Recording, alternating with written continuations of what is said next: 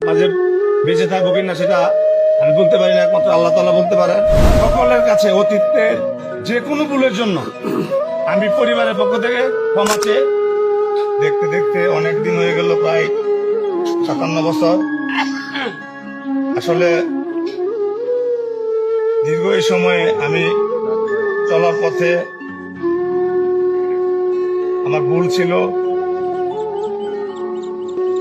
আমার ভুলটুকু আপনারা ক্ষমা সুন্দর দৃষ্টিতে দেখবেন, এটা আশা করি।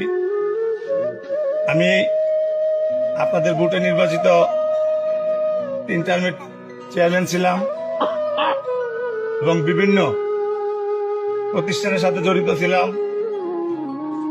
বেলাব হাই স্কুলের সভাপতি ছিলাম, প্রাইমারি স্কুলের সভাপতি ছিলাম, গার্লস স্কুলের সভাপতি ছিলাম।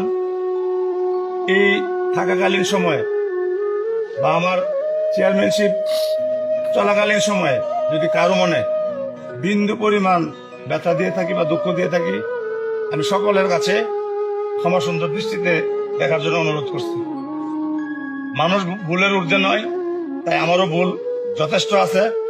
আমার হঠাৎ হঠাৎ মনে পড়ে যে আসলে কি ছিলাম, কি হলাম।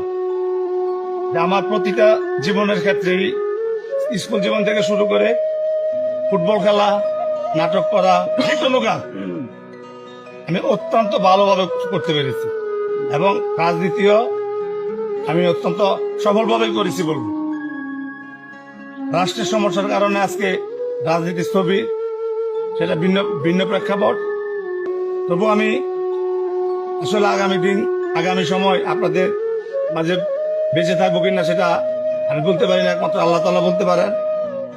তবে আমি যদি আল্লাহ তাআলা আমাকে বাঁচিয়ে রাখেন, আমি যেন আমার শেষ সময়টা ভালোভাবে সুন্দরভাবে কাটাতে পারি। আপনারা আমার জন্য দোয়া করবেন। এখানে আমার ছেলে মেয়ে বউ সন্তানরা রয়েছে, তাদের প্রতি আমার নির্দেশ থাকবে, তোমরা বেলা উপজেলার প্রত্যেকটা মানুষকে নিজের মানুষ মনে করবে।